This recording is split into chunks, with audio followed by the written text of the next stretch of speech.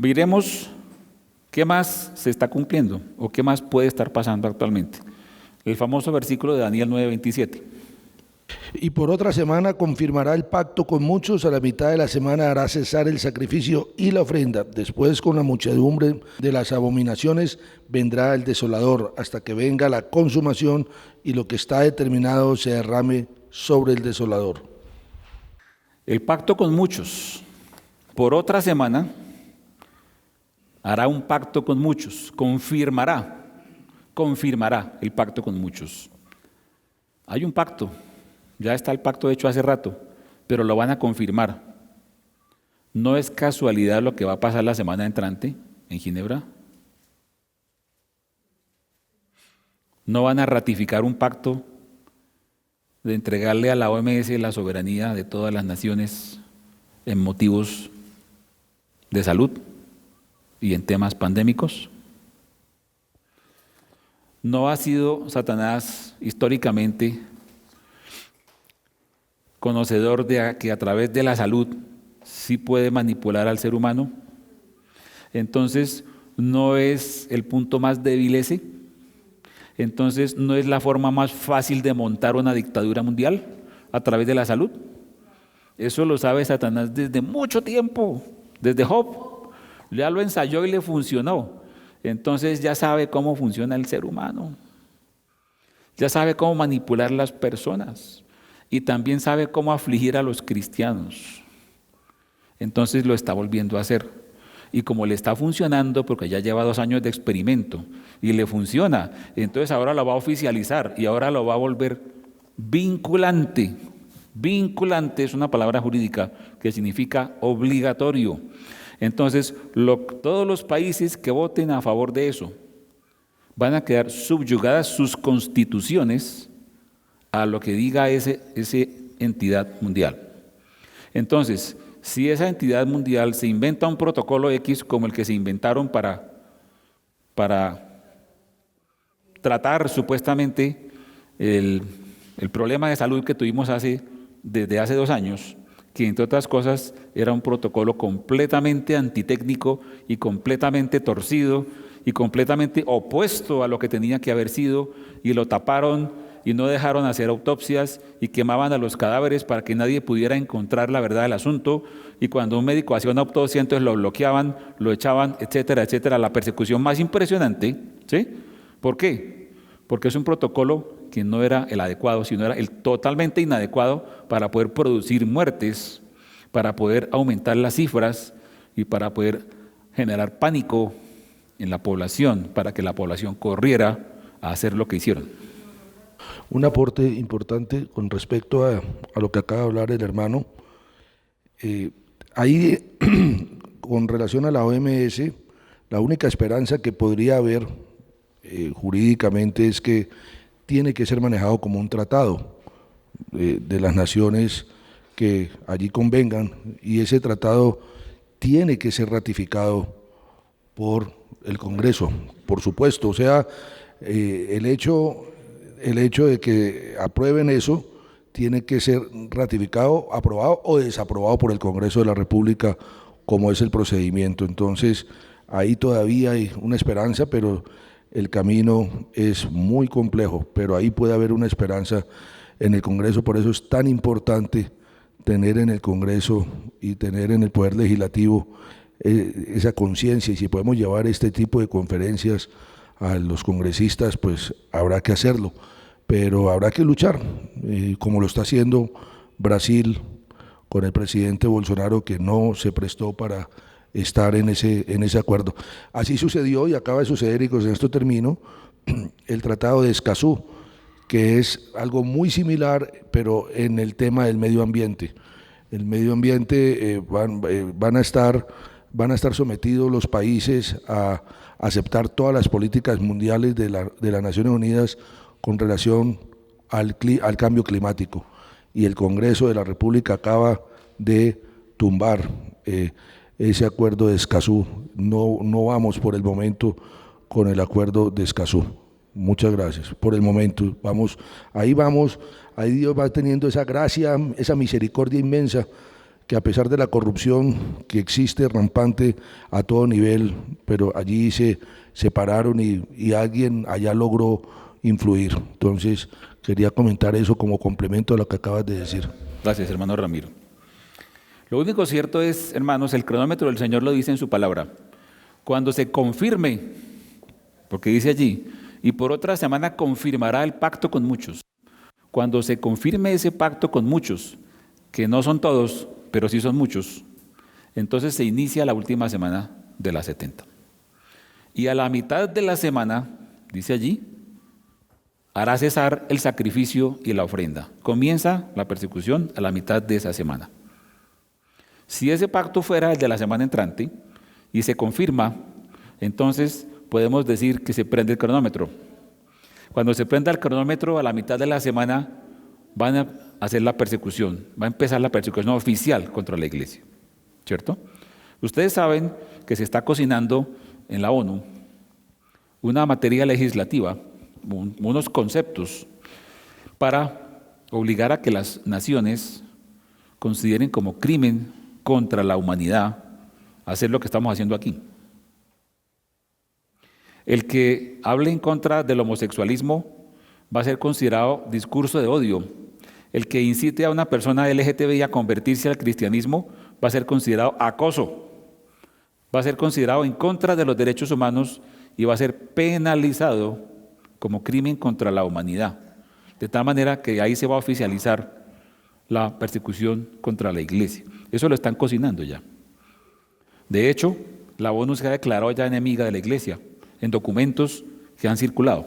Se ha declarado enemiga de la iglesia cristiana porque la iglesia cristiana ortodoxa, obviamente, representa un tremendo obstáculo para que se genere el globalismo y se implante el nuevo orden, porque el cristianismo ortodoxo no va con el aborto, no va con la agenda LGTBI, no va con ese tipo de cosas.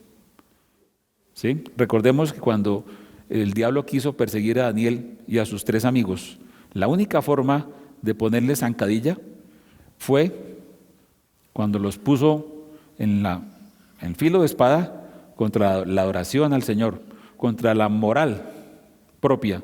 Y asimismo el diablo va a poner a la iglesia en filo de espada contra los temas neurálgicos que sabe que un verdadero cristiano nunca va a vender y nunca va a sacrificar.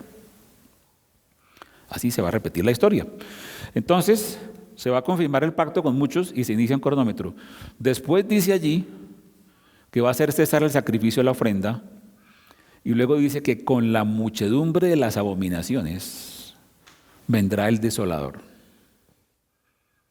¿Cuál es la muchedumbre de abominaciones? Pues ya hemos visto muchas, pero nos falta ver más.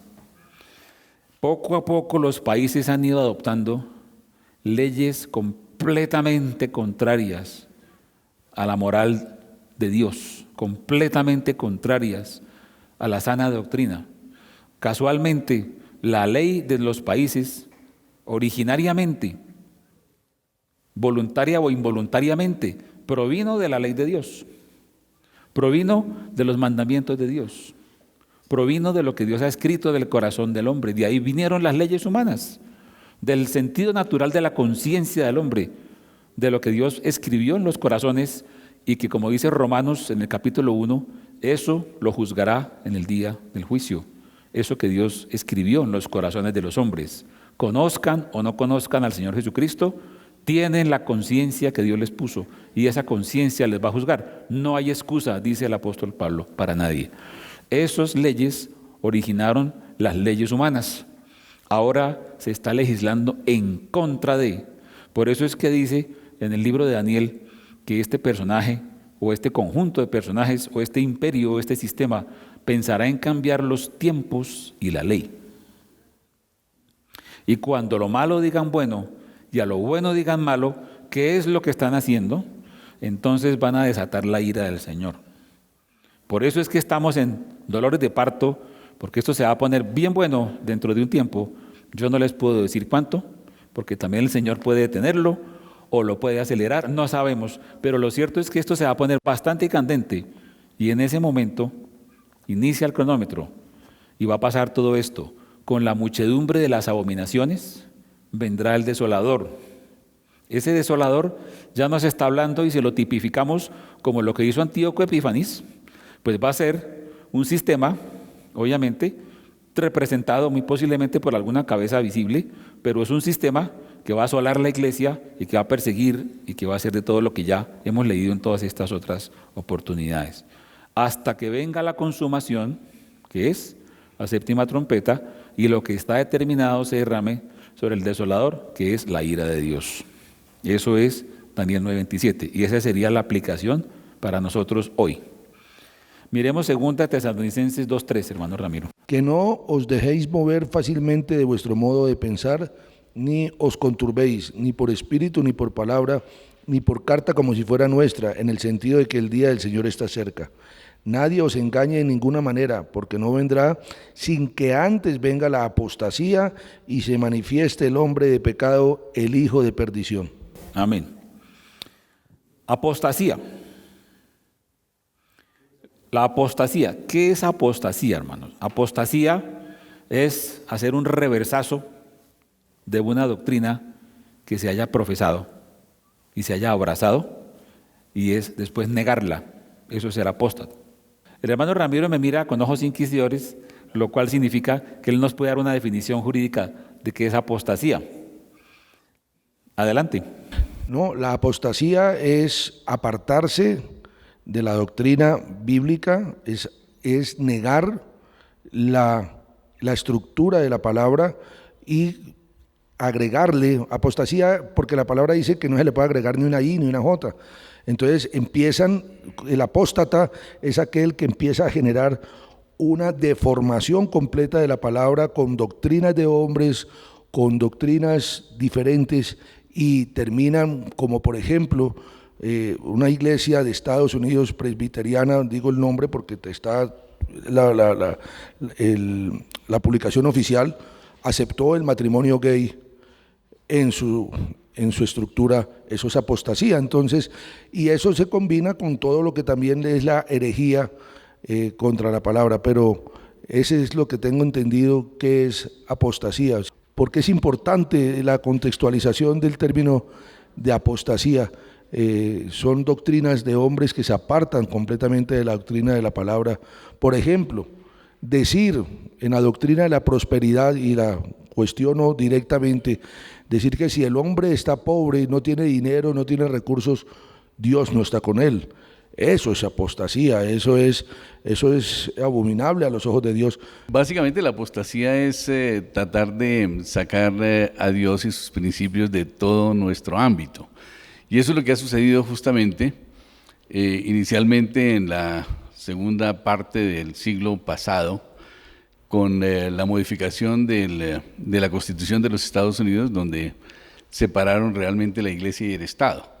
Eso fue el inicio realmente de la decadencia moral de los Estados Unidos y del mundo entero, porque cuando, pues hasta esa época, hasta la modificación que hicieron de la Constitución mediante Lyndon Johnson, pues de alguna manera la Iglesia tenía una influencia bastante fuerte en el gobierno. De hecho, la mayoría de todos los congresistas salían del seno de las iglesias. De hecho, los Estados Unidos fue fundado pues por las principales 13 colonias cristianas que tuvieron su asentamiento en Estados Unidos.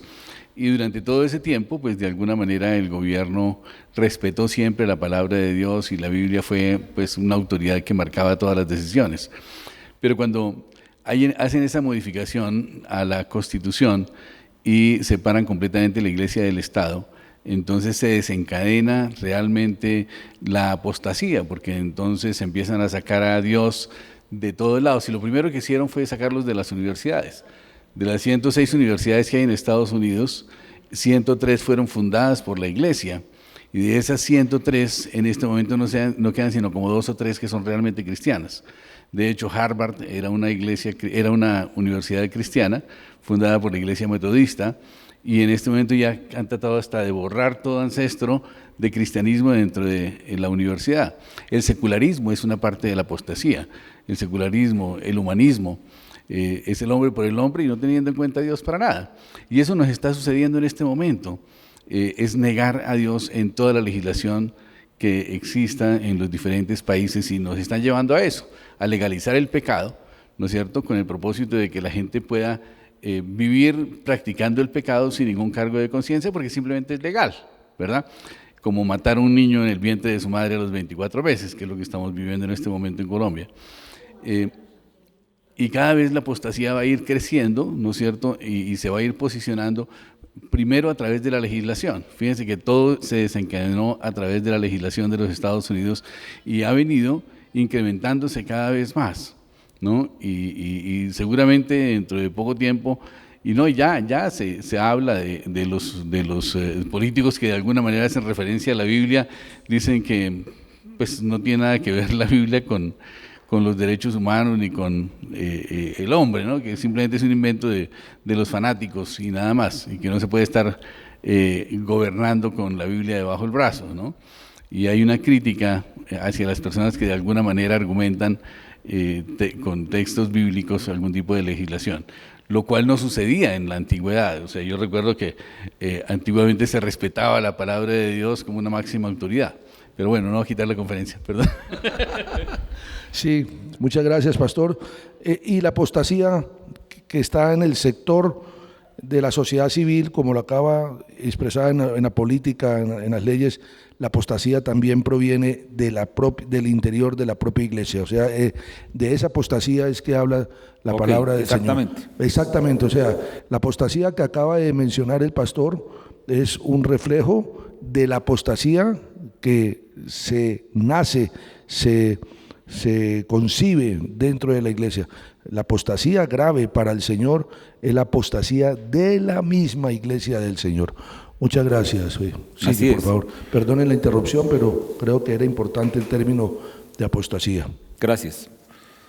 Vamos a mirar qué es la apostasía bíblicamente hablando. En Hebreos, no está en el libreto, pero amerita leerlo. Hebreos capítulo 10, del 26 al 31. Al 31, 26 al 31. Importante, muy importante. Porque si pecaremos voluntariamente después de haber recibido el conocimiento de la verdad, ya no queda más sacrificio por los pecados, sino una horrenda expectación de juicio y de hervor de fuego que ha de devorar a los adversarios. El que viola la ley de Moisés por el testimonio de 2 o 3 testigos muere irremisiblemente. ¿Cuánto mayor castigo pensáis que merecerá el que pisoteare al Hijo de Dios y tuviere por inmunda la sangre del pacto en la cual fue santificado e hiciere afrenta al Espíritu de gracia?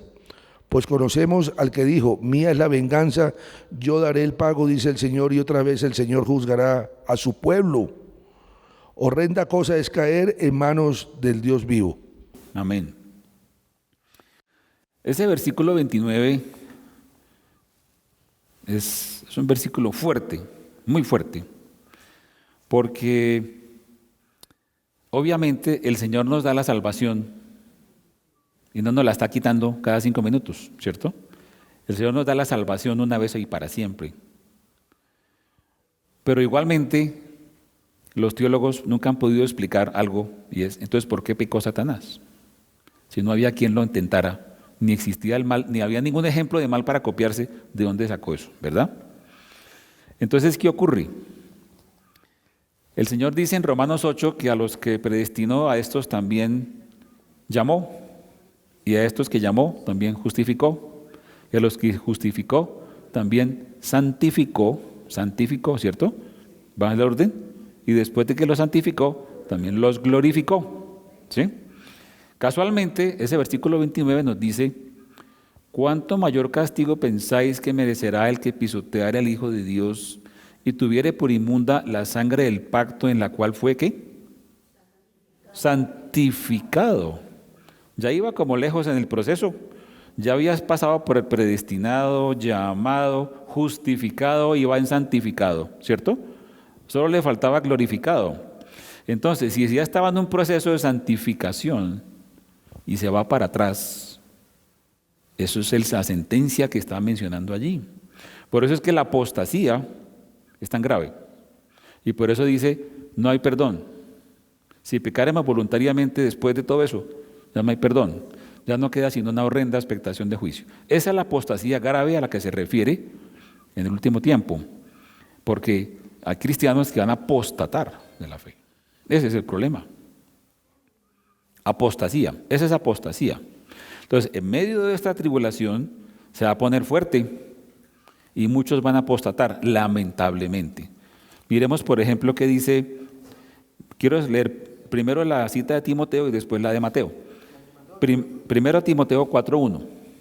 Pero el Espíritu dice claramente que en los postreros tiempos algunos apostatarán de la fe, escuchando a espíritus engañadores y a doctrina de demonios. Ahí está clarísimo, ¿verdad? Escuchando a espíritus engañadores y a doctrinas de demonios, y dice que en los postreros días. Ahora miremos qué dice Mateo 24, del 10 al 12. Muchos tropezarán entonces y se entregarán unos a otros y unos a otros se aborrecerán, y muchos falsos profetas se levantarán y engañarán a muchos, y por haberse multiplicado la maldad, el amor de muchos se enfriará. Una iglesia que va a estar permeada por la maldad y por todo lo que va a pasar, y se van a entregar unos a otros, se van a acusar unos a otros, se van a dividir unos contra otros. Va a haber divisiones. Va a haber en las familias divisiones, el padre contra la hija contra la madre, la nuera contra la suegra. Eso se va a cumplir, literalmente se va a cumplir. Perdón, como vamos, y aquí quiero ser como me dijeron ayer, ahí llegó la cuchilla, ay, no me gusta esa labor, no, la cuchilla yo, por el tiempo. Todas esas inquietudes se las pido que las anoten, para ver si al final, porque de lo contrario no vamos a terminar, y yo también no vuelvo a interrumpir, comenzando por mí. Entonces, démosle y anotemos todas esas inquietudes que tengamos, ahí mismo anotémoslas, por favor, y perdonen la exhortación. Gracias, muy amables. Ok, entonces fíjense ustedes que después del versículo 9 que dice que entonces os entregarán a tribulación y os matarán y seréis aborrecidos por causa de mi nombre de todas las gentes, cuando el mundo haya sido lavado su cerebro y haya sido completado el proceso de ingeniería social que están haciendo, van a volcar en contra de la iglesia todos los males del mundo. El culpable va a ser la iglesia verdadera, la que no se va a prestar a esas abominaciones, la que no se va a prestar a todo eso. Entonces nos van a volcar todo encima. Entonces muchos van a apostatar de la fe, o por conveniencia, o porque no van a poder resistir la presión social, o por cualquier otra razón. Entonces muchos tropezarán, dice allí. Entonces unos a otros se entregarán y se aborrecerán, y en ese momento se van a levantar falsos profetas. Fuera de eso, imagínese usted, fuera de los que hay ahorita, se van a levantar más todavía en ese momento, y como dice el versículo 24, y harán grandes señales y prodigios, de tal manera que engañarán, si fuere posible, a uno de los escogidos. O sea, tras de cuernos, palos, como dice el dicho, perseguidos, tribulación, otros apostatando, y en ese mismo momento, falsos profetas y haciendo prodigios. ¿Cómo la ven? Esto va a ser bueno. Por eso es que la fe tiene que ser probada a lo sumo. Por eso es que el Señor Jesucristo dijo, pero cuando venga el Hijo del Hombre, hallará fe en la tierra. Entonces, si nuestra fe no es probada, hermanos, no es fe todavía, tiene que ser probada. La fe tiene que pasar por prueba. Yo soy ingeniero, en ingeniería las cosas se prueban, los puentes se prueban, las tuberías se prueban, lo que se construye se pone a prueba, se carga a ver si funciona o no funciona, ¿sí? Nuestra fe tiene que ser probada, de lo contrario, no es fe todavía. Esperemos a ver si hay fruto, esa prueba es la que tiene que venir. Bueno, miremos Lucas 17, del 20 al 37. Aquí vamos a pasar a otro tema fuerte, candentísimo, pero que hay que tocarlo. Al 37, dice así: preguntado por los fariseos cuándo había de venir el reino de Dios, les respondió y dijo: el reino de Dios no vendrá con advertencia, ni dirán helo aquí o helo allí, porque aquí el reino de Dios está entre vosotros. Y dijo a sus discípulos: tiempo vendrá cuando desearéis ver uno de los días del Hijo del Hombre y no lo veréis, y os dirán, helo aquí o helo allí, no vayáis, no lo sigáis, porque como el relámpago que al fulgurar resplandece desde un extremo del cielo hasta el otro, así también será el Hijo del Hombre en su día. Pero primero es necesario que padezca mucho y sea desechado por esta generación. Como fue en los días de Noé, así también será en los días del Hijo del Hombre. Comían, bebían, se casaban y se daban en casamiento hasta el día en que entró Noé en el arca y vino el diluvio y los destruyó a todos. Asimismo, como sucedió en los días de Lot, comían, bebían, compraban, vendían, plantaban, edificaban. Mas el día en que Lot salió de Sodoma, llovió del cielo fuego y azufre y los destruyó a todos. Así será el día en que el Hijo del Hombre se manifieste. En aquel día, el que esté en la azotea y sus bienes en casa no descienda a tomarlos, y el que en el campo asimismo no vuelva atrás. Acordaos de la mujer de Lot. Todo el que procure salvar su vida la perderá, y todo el que la pierda la salvará. Os digo que en aquella noche estarán dos en una cama, el uno será tomado y el otro será dejado. Dos mujeres estarán moliendo juntas, la una será tomada y la otra dejada. Dos estarán en el campo, el uno será tomado y el otro dejado. Y respondiendo le dijeron, ¿dónde, Señor? Él les dijo, donde estuviera el cuerpo, allí se juntarán también las águilas. Bueno, este paralelo con los días de Noé y con los días de Lot, el único que hace paralelo con los días de Lot es Lucas. Los demás lo hacen con Noé, pero Lucas le adiciona el de los días de Lot. Vamos a ver qué pasó en los días de Noé y qué pasó en los días de Lot. Y vamos a ilustrar este pasaje. Génesis 6, del 1 al 6. Aconteció que cuando comenzaron los hombres a multiplicarse sobre la faz de la tierra y les nacieron hijas, que viendo los hijos de Dios que las hijas de los hombres eran hermosas, tomaron para sí mujeres, escogiendo entre todas. Y dijo Jehová, no contenderá mi espíritu con el hombre para siempre, porque ciertamente él es carne, mas serán sus días 120 años. Había gigantes en la tierra en aquellos días, y también después que se llegaron los hijos de Dios a las hijas de los hombres y les engendraron hijos. Estos fueron los valientes que desde la antigüedad fueron varones de renombre. Y vio Jehová que la maldad de los hombres era mucha en la tierra, y que todo designio de los pensamientos del corazón de ellos era de continuo solamente el mal. Y se arrepintió Jehová de haber hecho hombre en la tierra, y le dolió en su corazón. Amén. Este pasaje de Génesis ha sido polemizado muchas veces, porque muchos teólogos interpretan que esos hijos de Dios que se unieron a las hijas de los hombres fueron la descendencia de Set, que empezó a mezclarse con la de Caín. Entonces, que la descendencia de Set, los hijos de Dios, se cruzaron con las hijas de los hombres, o sea, de la descendencia de Caín, y se pervirtió toda la tierra. O sea, la línea genética, digámoslo así, la línea de los que practicaban los sacrificios y el arrepentimiento y el servicio a Dios, que estaba por aparte de la línea de los impíos, los de Caín, se cruzaron. Bueno. Sin embargo, la acepción que se hace allí de hijos de Dios, el único que se menciona como hijo de Dios directo fue Adán, cuando en la genealogía de Jesucristo finalmente termina el evangelista diciendo hijo de fulano, hijo de Adán, hijo de Dios, ¿cierto? Porque Adán fue hijo de Dios en el sentido de que él fue perfecto y fue creado perfecto por Dios, era hijo de Dios, ¿correcto? ¿Qué pasa aquí con la acepción de hijos de Dios? Vamos a ver cómo trata la Biblia esas acepciones cuando se refiere a hijos de Dios. Miremoslo en Job 1:6. Un día vinieron a presentarse delante de Jehová los hijos de Dios, entre los cuales vino también Satanás. Ok. Entonces, esos hijos de Dios eran ángeles, ¿verdad? En este caso, ahí estaba un ángel caído, que era Satanás. Y dice que entre los cuales, o sea, estaba también Satanás, o sea, era uno de los hijos de Dios, porque fue creado por Dios, ¿cierto? Job 2:1. Aconteció que otro día vinieron los hijos de Dios para presentarse delante de Jehová, y Satanás vino también entre ellos, presentándose delante de Jehová. Y Job 38:7. Cuando alababan todas las estrellas del alba y se regocijaban todos los hijos de Dios. Ahí está haciendo Job una evocación a cuando estaban los hijos de Dios, o sea, los ángeles, alabando a Dios con las estrellas, ¿correcto? Se está refiriendo a los ángeles.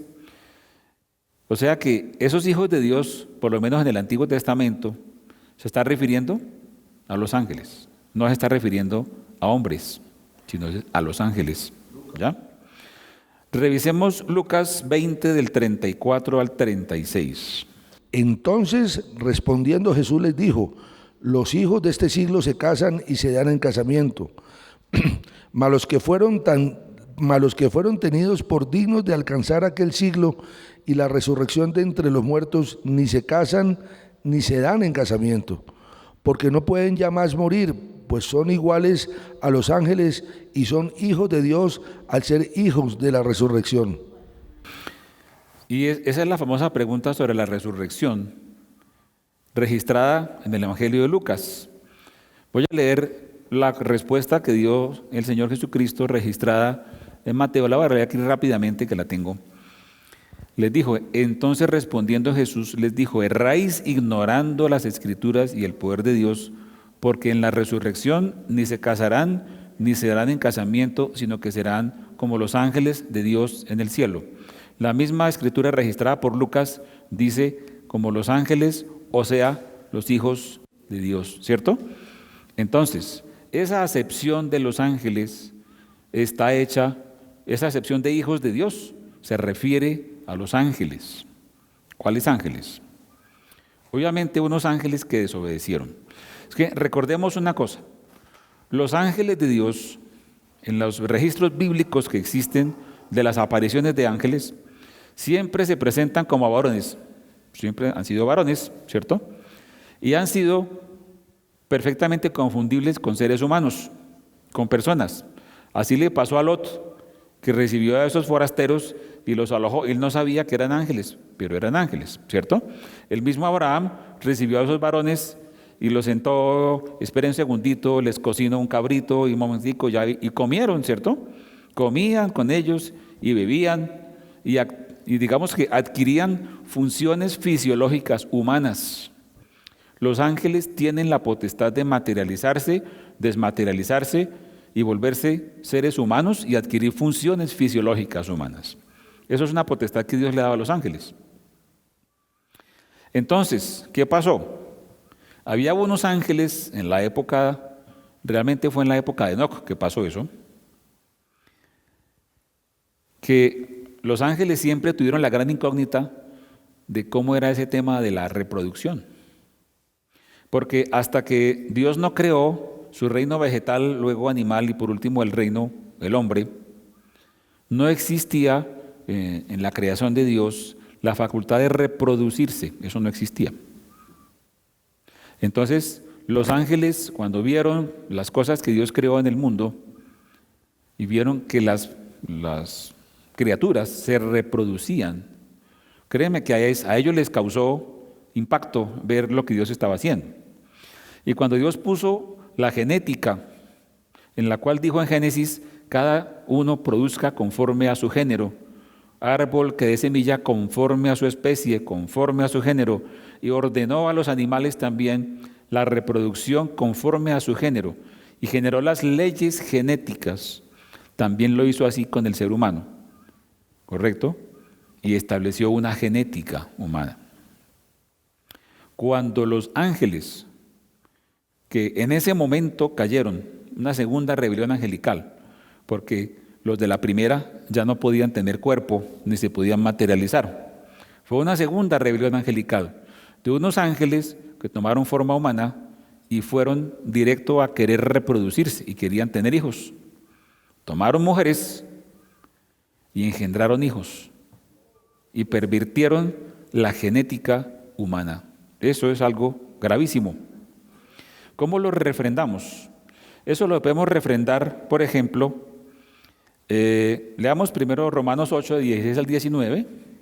El Espíritu mismo da testimonio a nuestro espíritu de que somos hijos de Dios, y si hijos, también herederos, herederos de Dios y coherederos con Cristo, si es que padecemos juntamente con Él, para que juntamente con Él seamos glorificados. Pues tengo por cierto que las aflicciones del tiempo presente no son comparables con la gloria venidera que en nosotros ha de manifestarse. Porque el anhelo ardiente de la creación es el aguardar la manifestación de los hijos de Dios. Los hijos de Dios, ¿ok?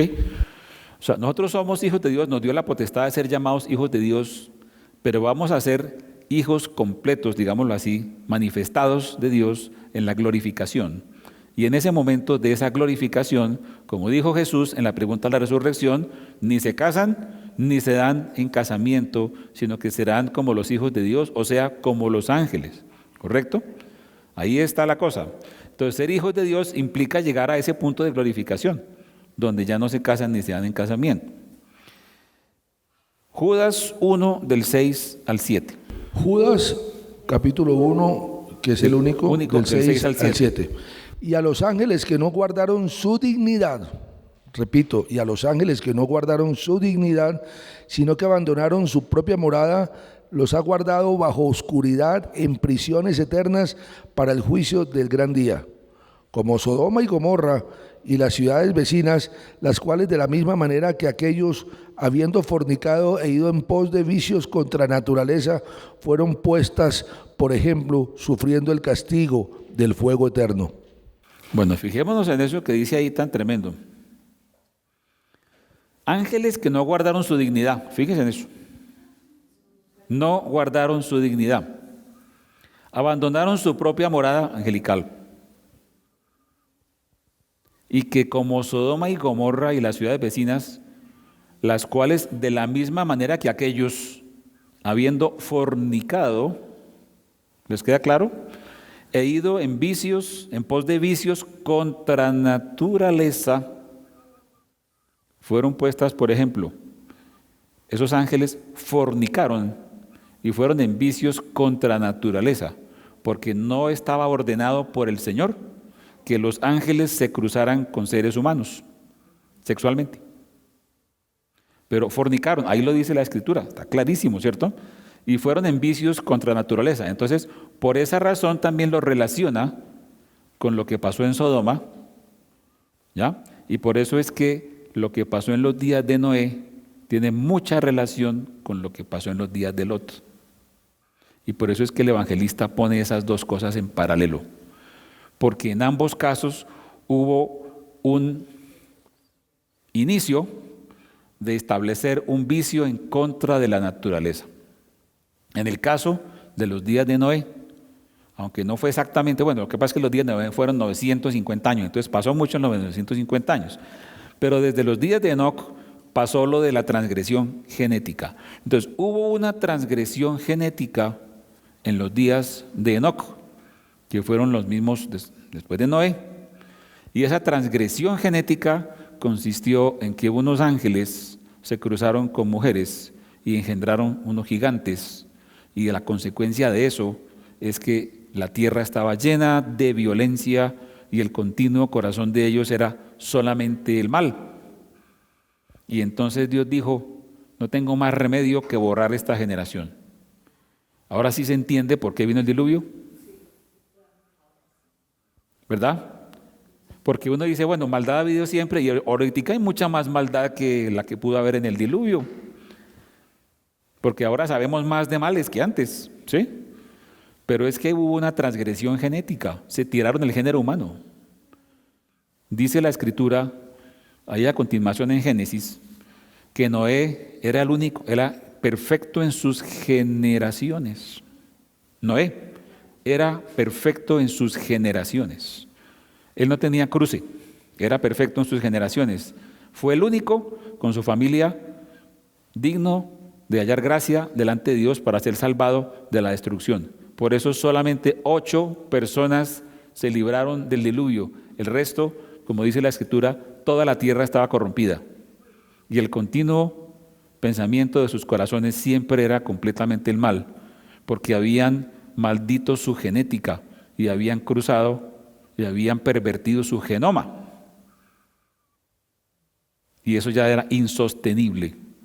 Y Dios tuvo que borrar esa generación.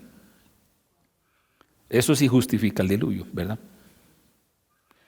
En los días de Sodoma, aunque no hubo propiamente una transgresión genética, porque no se podía engendrar en actos homosexuales, fue el primer registro oficial de vicio contra la naturaleza, en el sentido del uso del sexo totalmente inadecuado y pervertido. Dios quiso sentar un precedente de que eso es un vicio contra naturaleza, y por eso destruyó a Sodoma, Gomorra, Adma y Zeboín, por esa situación, ¿correcto? En los días de Noé, transgresión genética; en los días de Lot, vicio contra naturaleza, pero ambos son puestos aquí como ejemplo. De hecho, esos ángeles que hicieron esa perversión, aquí dice la Escritura, que lo leímos ahorita, los ha guardado bajo oscuridad en prisiones eternas para el juicio del gran día. O sea, esos ángeles no están sueltos, como muchos demonios que sí lo están. De hecho, Satanás anda suelto, ¿verdad? Si estuviera amarrado, estaríamos en la gloria, y estaremos cuando lo amarren por 1000 años. Pero todos los demonios están sueltos, menos estos. Esos no están sueltos, están guardados, ¿cierto? Les pusieron medida de aseguramiento, doctor Ramiro, ¿sí? Intramural, ¿sí? Sin posibilidad de salir. ¿Por qué razón? Porque no pueden estar por ahí unos ángeles que se cruzan con mujeres. Entonces los guardaron. Hay un abismo, si ustedes de pronto han leído esas escrituras, y ese abismo es el mismo abismo donde Satanás va a ser apresado por 1000 años, donde están guardados ese tipo de criminales, porque esos Dios no les permite salir. Por eso es que cuando los endemoniados, los demonios del Gadareno salieron y clamaron a voces diciéndole: ¿has venido a atormentarnos antes de tiempo? O sea, ¿nos vas a mandar al abismo? Ellos ya sabían cuál era la prisión, ¿sí? Y entonces déjanos ir a este gato de cerdos, y el Señor los dejó ir allá. Pero ellos saben que existe un abismo y que hay unos límites que ellos no pueden sobrepasar, o si no lo sobrepasarían, ¿verdad? Pero hay unos límites que ellos no pueden sobrepasar y Satanás lo sabe. Por eso es que para tentar a Job pedía permiso y el Señor le decía: hasta aquí nomás. ¿Algún día se salió de ahí? No, ¿cierto? Él sabe que si se sale de ahí, ¿qué le pasa? Va para el abismo. Dios le da permiso, pero lo tiene a regla, ¿sí? De hecho, más bien en este momento Dios está usando a Satanás como instrumento de perfección para la iglesia. Por eso no lo ha llevado al abismo, ¿sí? Porque Él, lejos de tirarnos el caminado, lo que nos está ayudando a perfeccionarnos. Porque si Dios no perdonó a los ángeles que pecaron, sino que arrojándolos al infierno, los entregó a prisiones de oscuridad para ser reservados al juicio. Y si no perdonó al mundo antiguo, sino que guardó a Noé, pregonero de justicia, con otras 7 personas, trayendo el diluvio sobre el mundo de los impíos. Y si condenó por destrucción a las ciudades de Sodoma y Gomorra, reduciéndolas a ceniza y poniéndolas de ejemplo a los que habían de vivir impíamente. Terminemos la idea. Y libró al justo Lot, abrumado por la nefanda conducta de los malvados. Gracias. El apóstol Pedro está aquí haciendo un recuento de esos 2 episodios, ¿cierto? Dice que Dios no perdonó al mundo antiguo, a los ángeles que pecaron, y dice allí, los metió al infierno, a prisiones de oscuridad, de una vez después de ahí salen al juicio, o sea, esos están guardados. Y de igual manera está mencionando el evento de Sodoma. ¿Por qué razón? Porque fueron 2 eventos muy notables que hubo en la historia de la humanidad, en los que primero hubo una perversión genética y en el segundo hubo una perversión contra la natura, que fueron los que se inventaron el homosexualismo. Entonces, esas 2 perversiones se presentaron en el mundo antiguo y Dios hizo juicio sobre ellas. ¿Qué está pasando hoy? Esa es la parte interesante que vamos a analizar.